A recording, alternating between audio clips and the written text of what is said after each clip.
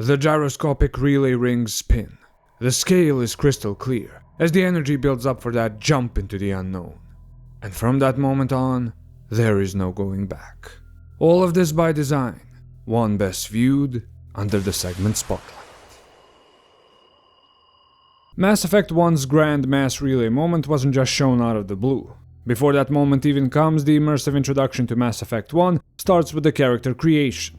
Are you standing in front of a wagon morphing faces and races to the horror of the poor NPC in front of you? Nope. You are reconstructing a corrupted military personnel file as part of character creation.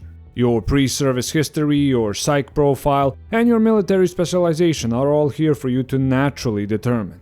Then you have a chance to change Shepard's appearance, which... I'm kidding, what kind of lunatic changes Shepard's appearance? It was perfect. Perfect. With the immersive character creation complete, your choices are instantly validated through hearing what others think of them. A fade to black and we... fuck. Well, you know how I feel about Expo Dump text scrolls, but at least it has an awesome title drop after that. A sleek ship flies by, and we see our boy Shepard closing in on the bridge with that iconic Mass Effect theme. All stations are secured for transit, and the board is fucking green. As the camera pans over the Chad that is Commander Shepard. The Normandy enters the final approach run, as crackling energy envelops the ship, followed by that beautiful whoosh. Fucking amazing, and a chef's kiss example of a hook done right. But what about now? How do you keep attention after that? First, you naturally switch to a calmer pace with an immersive frame. The immersive frame in question here is that of a mission. A mission that is not what it appears to be. The best pilot in the Alliance Navy is suspicious, and you can be as well if you choose to. A great practice of early BioWare can be seen here, where you can get some extra info on the environment and your mission, but it's not essential. The real immersion begins when the door to the mission room closes, and you wind up face to face with a Spectre. The Spectres are the KGB of the galaxy, but unlike communism, they actually work. This specific Spectre in front of you is called Nihilus, a member of the Turian race. Humanity went to war with the Turians the moment we first made contact, and now we get a natural glimpse into what they, and most likely the other races, think of us. Our destination is the colony of Eden Prime. Its status as a successful human colony serves as a great symbol for our species. And at first it almost seems like Nihilus is giving us a "be a real shame if something bad happened to it" shtick. But the even bigger Chad on the ship, Captain Anderson, steps in to clear the air. This mission is actually a covert pickup. A pickup of what? A recently unearthed Prothean beacon on the colony of Eden Prime. Why is that exciting, you may at first ask? Because the Protheans are supposedly the creators of the mass relays, that beautiful metallic monstrosity from the beginning.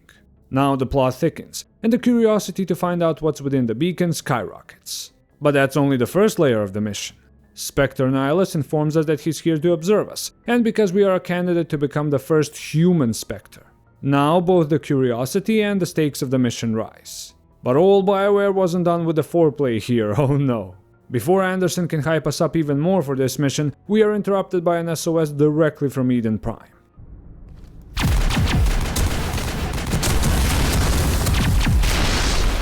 Get down!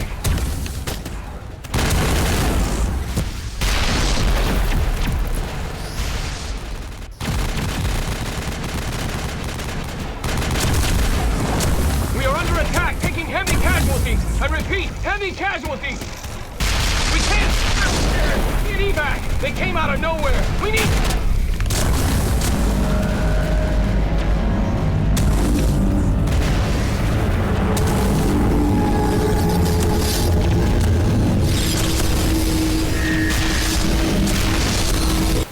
Holy fuck. The hype just went through the Normandy's hull.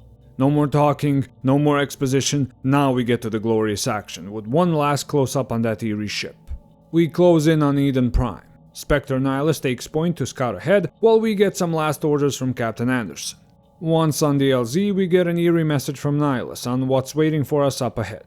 Shepard takes command of the team, moving slowly through the area, and of course the guy named fucking Jenkins charges out and gets himself killed. Return fire! There's no time to mourn. The mission and the beacon come first. We take out a bunch of generic drones, and at this point this eerie enemy is kind of a disappointment. I don't know, you think that, oh my god, I stand corrected, fucking shoot! It seems we arrived just in time to save Gunnery Chief Williams, the one from the SOS we saw earlier. Apparently she, her squad, and the colony were attacked by the Geth, a race of synthetic beings from a supposedly isolated corner of the galaxy. Apparently they were also lured here by the Prothean beacon. With Williams on our side, we slaughter our way past a few more Geth, find out the beacon was moved somewhere else, and realize, that brutality we saw earlier, yeah, it had a purpose. If this husk attack wasn't eerie enough, you soon come across 2 colonist doctors, and one of them is already going insane due to some unknown influence. Say goodnight, Manuel. You cannot silence the truth. My voice must be heard. Gotta find that beacon. While we're moving through the colony, we are indirectly introduced to the main villain of the game. His looks, his body language, and his tone of voice all scream that he is the one responsible for what happened here. But our boy Nihilus is a Spectre, and he gets the drop on him, and we'll no doubt bag him and tag him before we even get there. This isn't your mission, Saren. What are you doing here? The Council thought you could use some help on this one. I wasn't expecting to find the Geth here. The situation's bad. Don't worry. I've got it under control. My brother in stars, the guy has a Geth-looking arm. How did you not... Never mind, Rip Legend. Rushing to catch up to Nihilus, we see the true scale of the ship from the SOS message. And I think we all thought of the same thing when we saw that.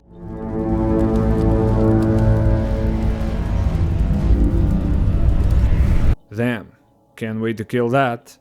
But in the meantime, we kill our suspension of disbelief, as we find our boy Nihilus dead. Shot in the back of the head, taken completely off guard. You know, like a true Spectre. Thankfully, a lazy warehouse worker saw the whole scene, and was able to tell us what happened. Just like a few of his fellow colonists, he mentions a strange sound the eerie ship emitted as it descended on the colony. Like a shriek of the damned from inside your skull. Perhaps that dulled Nihilus' senses. Perhaps it's dulling ours. No time, gotta get to that beacon and make us whole. Saren, however, has no intention of letting us get to the beacon, setting explosive charges to blow the area to hell as his Geth slow us down. The tension is real as we divide our attention between fighting Geth and getting to those charges as fast as we can while a timer beeps in the background. We barely make it in time, but the charges are deactivated and the beacon is ours. Ancient, mysterious, and downright creepy, it stands before us as we radio the Normandy for a pickup. Unfortunately, Ashley decided to go all Garden of Eden on Eden Prime and just had to get too close to the device. Shepard jumps in to save her, but not before the beacon takes him instead. It shows him visions of horrible things. Synthetics murdering organics, a civilization burning, reaction YouTuber content, and then it just explodes. The mission, at first glance, is a failure. However, a brief cinematic on board the eerie ship from before lets us know that the message inside the beacon was far more important than the beacon itself. One of Saren's subordinates tells them of our interaction with the beacon, and then shows him the plans for Mass Effect Andromeda, to which Saren has a completely justifiable reaction.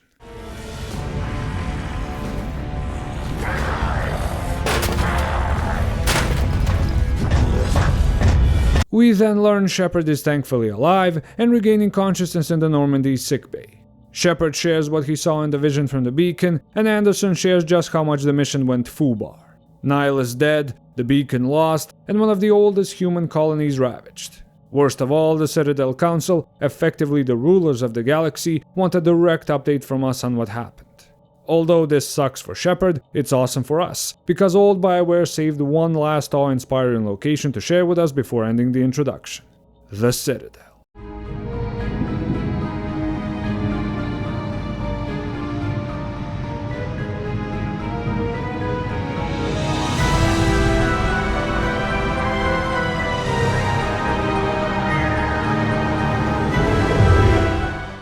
Glorious. So, all of this recapped gameplay that you saw is part of the aptly named Immersive Introduction. A lesson we covered in great detail in the first Temple semester, so I'll just give you a quick bullet point reminder of what it is. One thing we didn't cover in detail, however, was the archetypes of the Immersive Introduction, and the archetype that Mass Effect 1 uses is the Immersive Mission introduction. Get out of my face. Bunch of slap-jawed This archetype puts its natural and appropriate introduction in the frame of a mission for a certain faction. Any exposition or early actions are presented as part of said mission, creating both immersion and informing the audience of the world state. And finally, the reason this is one of the best archetypes for the immersive introduction is because, due to its mission framing, it greatly increases both the excitement for the rest of the story and the desire to learn more about the world. After that glorious relay intro, Mass Effect 1 immediately puts us in the mission frame with both Nihilus and Captain Anderson explaining A. how the Prothean beacon is directly tied to the same technology of the aforementioned relay, B. why it's super important to get to it as fast as possible, and C. why it's especially good for us as the player and what we gain from it. The early exposition in this scene fits the mission frame, as we are told minimal information, and before we even have a chance to get bored, the stakes get raised with an SOS that complicates the mission even further. The actions we then take are absolutely appropriate and immersive as the mission truly begins.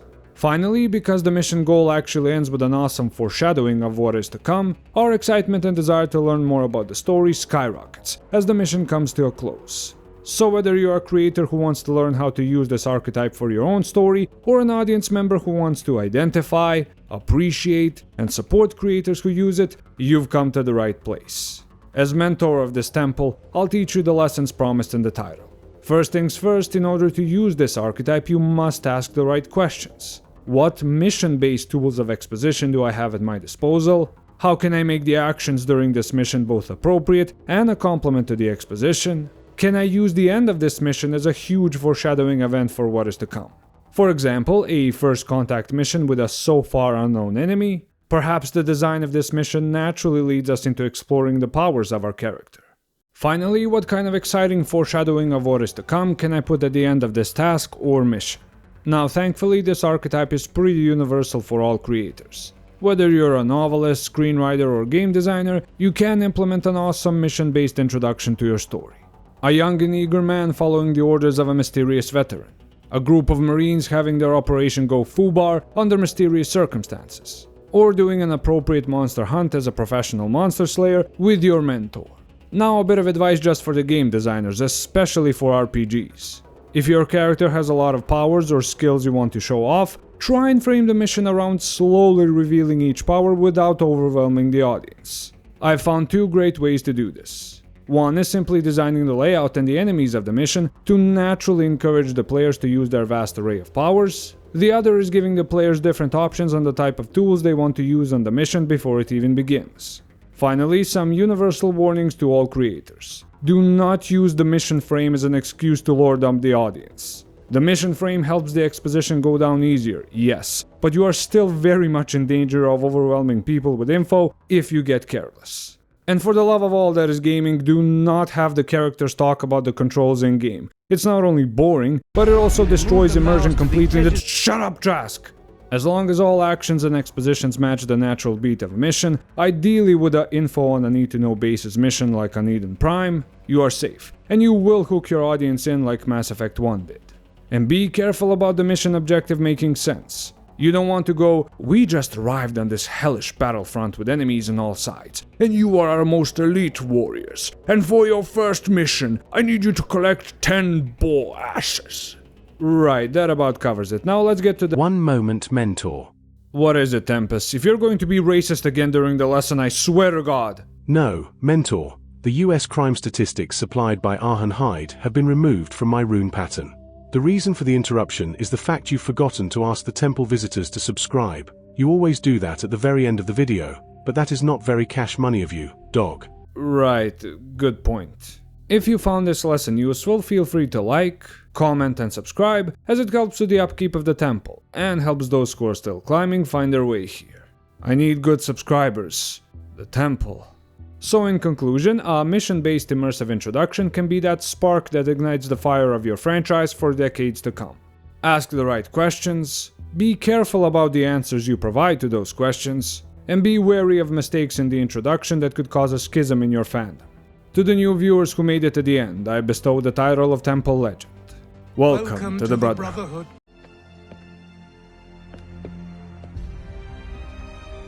Thank you for your time, and I hope to see you back at the temple next time, as this was only the first of 5 planned Mass Effect videos. In the meantime, feel free to explore some of the archived lessons of the temple, for example through the end screen link to my trilogy of lessons from Dragon Age Origins. I, Arhon Okvals, your mentor, wish you a safe path down the mountain, and I'll see you again next time, in the temple.